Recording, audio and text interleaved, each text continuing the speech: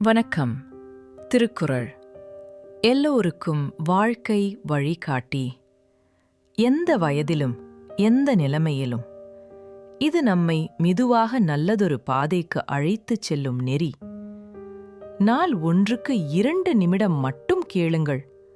புரியாவிட்டாலும் பரவாயில்லை, நடைமுறைப்படுத்த முடியாவிட்டாலும் கவலையில்லை.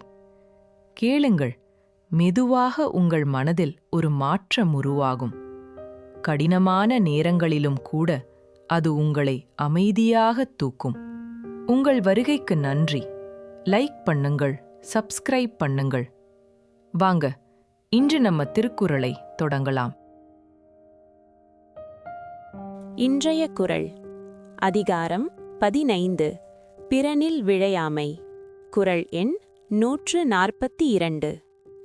வணக்கம். தீய வழியில் செல்பவர்கள் உலகத்தில் பலர் இருக்கலாம். ஆனால் அவர்களுள் மிகவும் அறிவற்றவர்கள் யார் என்பதை வள்ளுவர் இந்த 142வது குறளில் அடையாளப்படுத்துகிறார். அறநெறியை விட்டு விலகி நிற்பவர்களிலேயே கடைசியான நிலையில் இருப்பவர் யார் என்பதை இக்குறள் காட்டுகிறது. அரண்கடை நின்றாருள் எல்லாம் பிறன்கடை நின்றாரின் பேதையார் இல்.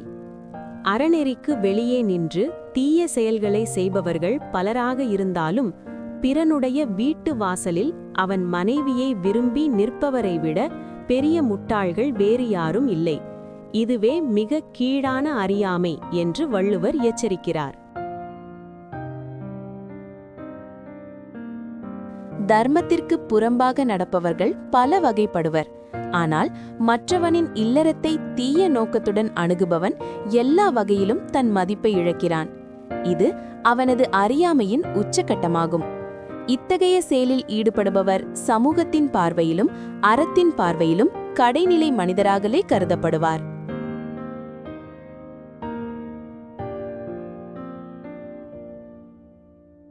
பிறருடைய உரிமைக்கும் குடும்ப மாண்பிற்கும் மதிப்பு அளிப்பதே அறிவுடையார் செயல்.